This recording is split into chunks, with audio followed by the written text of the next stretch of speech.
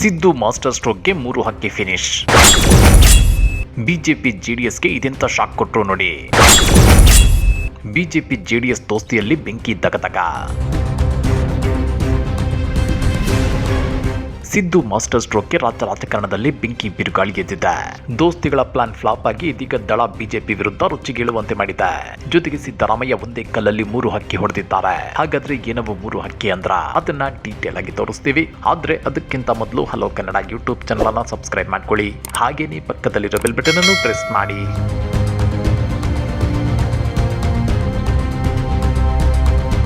ಸಿದ್ದರಾಮಯ್ಯ ರಾಜಕೀಯ ಚಾಣಕ್ಯ.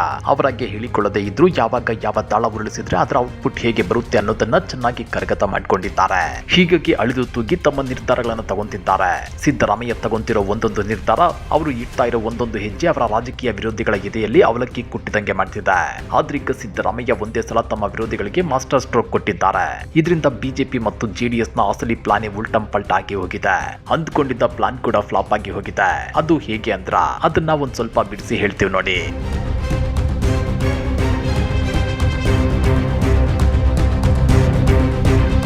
ಸಿದ್ದರಾಮಯ್ಯನವರ ಸರ್ಕಾರವನ್ನ ಕಟ್ಟಿ ಹಾಕೋದಕ್ಕೆ ಗಣಿದನಿ ಗಾಲಿ ಜನಾರ್ದನ್ ರೆಡ್ಡಿ ಮತ್ತು ಬಿ ಶ್ರೀರಾಮುಲು ಬಳ್ಳಾರಿ ಬ್ಯಾನರ್ ಪ್ರಕರಣವನ್ನೇ ಮುಂದಿಟ್ಟುಕೊಂಡು ಬಳ್ಳಾರಿ ಟು ಬೆಂಗಳೂರು ಪಾದಯಾತ್ರೆಗೆ ಮುಂದಾಗಿದ್ದಾರೆ. ಜನವರಿ 17ರಿಂದ ಫೆಬ್ರವರಿ 20ರವರೆಗೆ ಸುಮಾರು 20 ದಿನಗಳ ಕಾಲ ನಡೆಯಲಿರುವ ಈ ಪಾದಯಾತ್ರೆಗೆ ರೂಟ್ ಮ್ಯಾಪ್ ಕೂಡ ಸಿದ್ಧಪಡಿಸಲಾಗಿದೆ.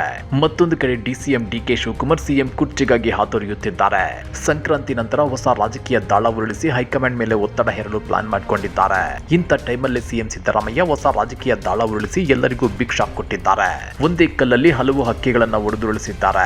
ಅದು ಹೇಗೆ ಅಂದ್ರ ಅದುವೇ ದಿಢೀರ್ ಜಂಟಿ ಅಧಿವೇಶನ ಕರೆದಿರೋದು. ಹೌದು ವೀಕ್ಷಕರೇ, ಇದೇ ಜನವರಿ 22ರಿಂದ 31ರವರೆಗೆ ವಿಧಾನಮಂಡಲದ ಜಂಟಿ ಅಧಿವೇಶನ ಕರೆಯುವ ಸರ್ಕಾರದ ಹಠಾತ್ ನಿರ್ಧಾರವು ವಿರೋಧ ಪಕ್ಷಗಳಾದ ಬಿಜೆಪಿ ಮತ್ತು ಜೆಡಿಎಸ್ ನ ಬೃಹತ್ ಹೋರಾಟದ ಪ್ಲಾನ್ ಗಳನ್ನ ಬುಡಮೇಲು ಮಾಡುವ ಜೊತೆಗೆ ಪಕ್ಷದ ಆಂತರಿಕ ಪೈಪೋಟಿಗೂ ಲಗಾಮು ಹಾಕುವ ಮುನ್ಸೂಚನೆ ಕೊಟ್ಟಿದೆ.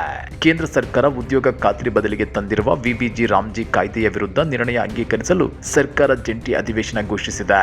ಆದ್ರೆ ಇದರ ಅಸಲಿ ಉದ್ದೇಶ ವಿರೋಧ ಪಕ್ಷದ ಪ್ಲಾನ್ ವಿಫಲಗೊಳಿಸುವುದಾಗಿದೆ ಅನ್ನೋ ಚರ್ಚೆಗಳು ಜೋರಾಗಿವೆ. ಜನವರಿ 24ರಂದು ಹಾಸನದಲ್ಲಿ ಬೃಹತ್ ಸಮಾವೇಶಕ್ಕೆ ಜೆಡಿಎಸ್ ಸಜ್ಜಾಗಿತ್ತು. ಆದ್ರೆ ಅಧಿವೇಶನ ಇರೋದ್ರಿಂದ ಶಾಸಕರು ಮತ್ತು ಪ್ರಮುಖ ನಾಯಕರು ಸದನದಲ್ಲಿ ಹಾಜರಿರಲೇಬೇಕಾದ ಅನಿವಾರ್ಯತೆ ಎದುರಾಗಿದೆ. ಜೊತೆಗೆ ಜನವರಿ 17ರಂದು ಬಳ್ಳಾರಿಯಿಂದ ಬೆಂಗಳೂರಿಗೆ ಪಾದಯಾತ್ರೆ ಆರಂಭಿಸಲು ಬಿಜೆಪಿ ಹವಣಿಸುತ್ತಿತ್ತು. ಈಗ ಅಧಿವೇಶನದ ನೆಪದಲ್ಲಿ ಈ ಹೋರಾಟದ ತೀವ್ರತೆ ತಗ್ಗಿಸುವಲ್ಲಿ ಸಿಎಂ ಸಿದ್ದರಾಮಯ್ಯ ಯಶಸ್ವಿಯಾಗಿದ್ದಾರೆ. ಇತ್ತ ಸಂಕ್ರಾಂತಿ ಕಳೆದ ಕೂಡಲೇ ಮುಖ್ಯಮಂತ್ರಿ ಬದಲಾವಣೆ ಗಾಳಿ ಜೋರಾಗಿ ಬೀಸುತ್ತಿತ್ತು. ಡಿಸಿಎಂ ಡಿಕೆ ಶಿವಕುಮಾರ್ ಅವರು ಸಿಎಂ ಗಾದಿಯ ಮೇಲೆ ಕಣ್ಣಿಟ್ಟಿದ್ದಾರೆ ಅನ್ನೋ ಮಾತುಗಳ ನಡುವೆಯೇ ಸಿದ್ದರಾಮಯ್ಯ ಅಧಿವೇಶನದ ಅಸ್ತ್ರ ಪ್ರಯೋಗಿಸಿದ್ದಾರೆ. ಅಧಿವೇಶನದ ಅವಧಿಯಲ್ಲಿ ಮತ್ತು ಫೆಬ್ರವರಿ 13ರಂದು ಸರ್ಕಾರದ 1000 ದಿನಗಳ ಸಂಭ್ರಮದ ಸಾಧನಾ ಸಮಾವೇಶ ಹಮ್ಮಿಕೊಂಡಿರೋದ್ರಿಂದ ಸದ್ಯಕ್ಕೆ ನಾಯಕತ್ವ ಬದಲಾವಣೆ ಸಾಧ್ಯವಿಲ್ಲ ಅನ್ನೋ ಸಂದೇಶವನ್ನ ಹೈಕಮಾಂಡ್ಗೆ ರವಾನಿಸಿದ್ದಾರೆ. ಫೆಬ್ರವರಿಯಲ್ಲಿ ಬಜೆಟ್ ಮಂಡನೆ ಹಾಗೂ ಏಪ್ರಿಲ್ನಲ್ಲಿ ನಡೆಯಲಿರುವ ಸ್ಥಳೀಯ ಸಂಸ್ಥೆಗಳ ಚುನಾವಣೆಗಳ ಜವಾಬ್ದಾರಿಯನ್ನ ಹೊತ್ತಿರುವ ಸಿದ್ದರಾಮಯ್ಯ ತಮ್ಮ ಕುರ್ಚಿಯನ್ನ ಭದ್ರಪಡಿಸಿಕೊಂಡಿದ್ದಾರೆ. ಆ ಮೂಲಕ ಅತ್ತ ಬಿಜೆಪಿ ಜೆಡಿಎಸ್ ಮೈತ್ರಿಕೂಟಕ್ಕೂ ಇತ್ತ ಸ್ವಪಕ್ಷದ ಪ್ರಬಲ ಆಕಾಂಕ್ಷಿಗಳಿಗೂ ಸಿದ್ದರಾಮಯ್ಯ ಏಕಕಾಲದಲ್ಲಿ ಚೆಕ್ ಮೇಟ್ ಇಟ್ಟಿದ್ದಾರೆ ಎನ್ನಲಾಗ್ತಿದೆ. ಸ್ಥಳೀಯ ಸಂಸ್ಥೆ ಚುನಾವಣೆಗೆ ಬಿಜೆಪಿ ಜೆಡಿಎಸ್ ಮೈತ್ರಿಯಲ್ಲಿ ಭಿನ್ನರಾಗ. ಕೇಂದ್ರ ಸಚಿವ ಎಚ್ಡಿಕೆ ಮುಂದಿನ ನಡೆ ಏನು?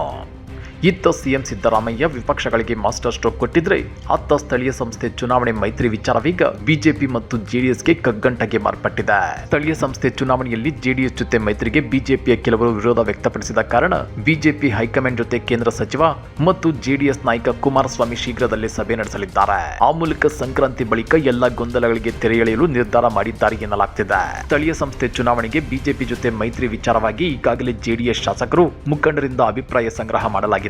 ಸ್ಥಳೀಯ ಸಂಸ್ಥೆ ಜಿಬಿಎ ಚುನಾವಣೆಯಲ್ಲಿ ಮೈತ್ರಿಗೆ ಒಲವು ವ್ಯಕ್ತವಾಗಿದ್ದು ಬಿಜೆಪಿ ಜೊತೆಗೆ ಚುನಾವಣೆ ಎದುರಿಸೋಣ ಅಂತೇಳಿ ಮುಖಂಡರು ತಿಳಿಸಿದ್ದಾರೆ. ಸ್ಥಳೀಯ ಸಂಸ್ಥೆ ಚುನಾವಣೆಗಳಲ್ಲಿ ಮೈತ್ರಿ ಆಗದಿದ್ರೆ ಮುಂಬರುವ ವಿಧಾನಸಭೆ ಚುನಾವಣೆಗೆ ಒಟ್ಟಾಗಿ ಹೋಗೋದು ಕಷ್ಟ.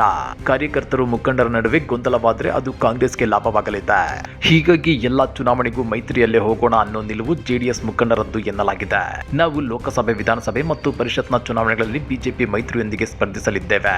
ಆದ್ರೆ ಎಲ್ಲಾ ಸ್ಥಳೀಯ ಸಂಸ್ಥೆ ಚುನಾವಣೆಗಳಲ್ಲಿಯೂ ಜೆಡಿಎಸ್ ಸ್ವಂತ ಬಲದ ಮೇಲೆ ಸ್ಪರ್ಧಿಸಲಿದೆ ಅಂತೇಳಿ ಜೆಡಿಎಸ್ ವರಿಷ್ಠ ಎಚ್.ಡಿ. ದೇವೇಗೌಡರು ಇತ್ತೀಚೆಗಷ್ಟೇ ಹೇಳಿದ್ರು. ಮುಂದಿನ ವಿಧಾನಸಭೆ ಚುನಾವಣೆಯಲ್ಲಿ ಬಿಜೆಪಿ ಸ್ವಂತ ಬಲದೊಂದಿಗೆ ಅಧಿಕಾರಕ್ಕೆ ಬರಲಿದೆ ಎಂಬ ಬಿವೈ ವಿಜಯೇಂದ್ರ ಹೇಳಿಕೆಗೆ ರಿಯಾಕ್ಟ್ ಮಾಡಿದ್ದ ಅವರು ಇಂಥ ಒಂದು ಮಾತನ್ನ ಹೇಳಿದ್ರು. ಆ ಬೆನ್ನಲ್ಲೇ ಮುಂಬರುವ ಸ್ಥಳೀಯ ಸಂಸ್ಥೆ ಚುನಾವಣೆಗಳಲ್ಲಿ ಜೆಡಿಎಸ್ ಜೊತೆಗಿನ ಮೈತ್ರಿಗೆ ಮಂಡ್ಯ ಬಿಜೆಪಿಯಿಂದಲೂ ಭಾರಿ ವಿರೋಧ ಕೇಳಿ ಬಂದಿತ್ತು.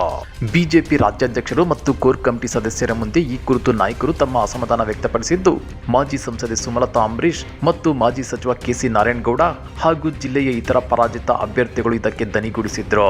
ರಾಜ್ಯ ಮತ್ತು ರಾಷ್ಟ್ರ ಮಟ್ಟದಲ್ಲಿ ಬಿಜೆಪಿ ಜೆಡಿಎಸ್ ಮೈತ್ರಿ ಇದ್ರೂ ಸ್ಥಳೀಯ ಮಟ್ಟದಲ್ಲಿ ಕಾರ್ಯಕರ್ತರ ಹಿತಾಸಕ್ತಿ ಕಾಪಾಡಲು ಮೈತ್ರಿ ಸಾಧ್ಯವಿಲ್ಲ ಅಂತ ವಾದಿಸಿದ್ರು. ಅದೇನೇ ಇದ್ರೂ ಬಿಜೆಪಿ ಮತ್ತು ಜೆಡಿಎಸ್ ನಡುವಿನ ದೋಸ್ತಿಯಲ್ಲಿ ಈಗಾಗಲೇ ಬಿರುಕು ಬಿಟ್ಟಿದ್ದು, ಇದು ಮುಂದಿನ ದಿನಗಳಲ್ಲಿ ಮತ್ತಷ್ಟು ದೊಡ್ಡದಾಗುವ ಎಲ್ಲ ಲಕ್ಷಣಗಳು ಎದ್ದು ಕಾಣ್ತಿವೆ.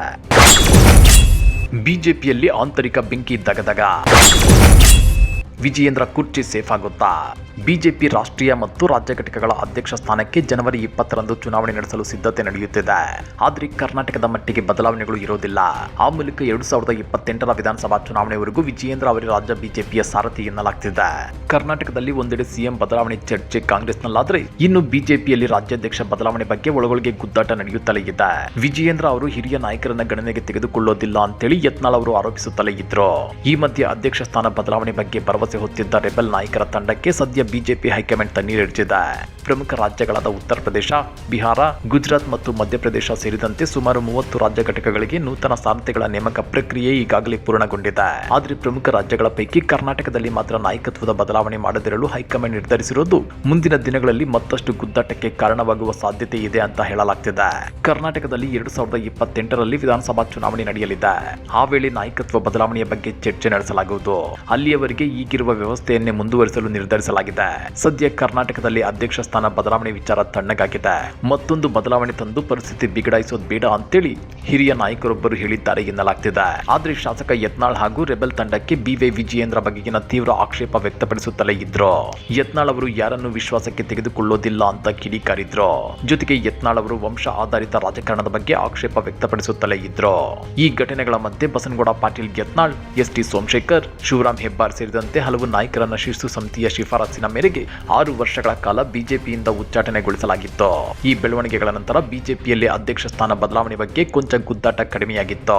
ಇನ್ನೊಂದೆಡೆ ಸಚಿವ ವಿ ಸೋಮಣ್ಣ ಅಧ್ಯಕ್ಷ ಸ್ಥಾನಕ್ಕೆ ಬೇಡಿಕೆ ಇಟ್ಟಿದ್ರು ವರಿಷ್ಠರು 2028ರ ಚುನಾವಣೆವರೆಗೂ ವಿಜಯೇಂದ್ರ ಅವರನ್ನೇ ಮುಂದುವರಿಸುವ ಒಲವು ತೋರಿಸಿದ್ದಾರೆ.